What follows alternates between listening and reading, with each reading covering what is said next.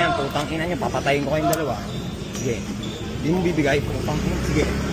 Okay mga kapengyo, pag-usapan natin no, ito ngang isang buy and seller ng cellphone kung di ako nagkakamali, correct me if I'm wrong, na na-hold up nga kagabi lamang. Actually nakita ko na nga itong viral video na ito, hinold up sila ng nakaputi na ito at talagang inantay o chinempohan na makakuha ng timing at saka neto tinutukan ng barel itong mga mga reseller nga. At talaga namang for awareness po ito para sa mga kapwa nating reseller no, na mga nagtitinda ng mga gamit sa online, mapa-cellphone man yan or kahit anong bagay yan, dapat talaga lagi tayong safety bago tayo makikipagtransaksyon. Lalong-lalo na sa pagkakataon na ito talagang napakahirap po ng pinagdaanan ng reseller na ito dahil hindi niya talaga alam ang gagawin niya kung paano. At tara mga kapengyo, panoorin nga natin itong viral video. Ano yan, putang ina nyo, papatayin ko kayong dalawa.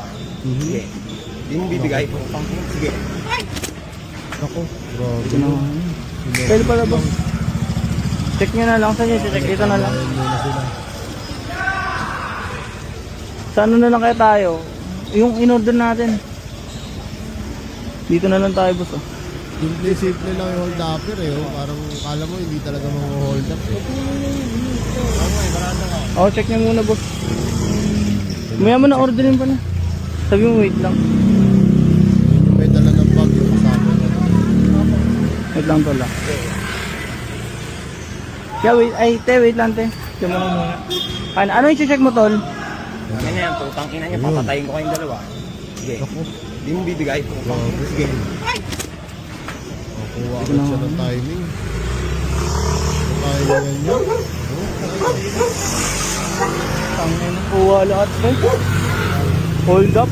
Grabe, narinig niyo yung mga kapengyo, nakuha daw lahat. So lahat ng pinaghirapan nila as a buy and seller talagang nakuha ng ganung kabilis lamang mga kapengyo, no. So nakakaawa itong si reseller pero wala tayong magagawa. Dapat talaga yan kung ako lang tatanungin. Pag ganyan alam nyo pong may dala kayong malaking pera or meron kayong bibilin sa tao na hindi nyo talaga ganap na kilala, lalong-lalo na dyan sa Pilipinas. Alam naman natin kasi, no, yung kalakaran ngayon sa Pilipinas na napakahirap. Siyempre kung siguro kung kay Pangulong Duterte ito, malamang sa malamang nabaon na sa lupa ito Hindi ko naman sa sinisisi no yung administrasyon ni Marcos, pero alam naman natin ngayon talagang laganap yung holdapan. So nakakaawa lamang dahil nga ganito yung nangyari sa kanila. Sana maaksyonan agad to at mahuli na yung kolokoy na yun dahil pinaghirapan po ng tao yun Hindi tayo lumalaban ng patas, ang lalaki ng katawan natin,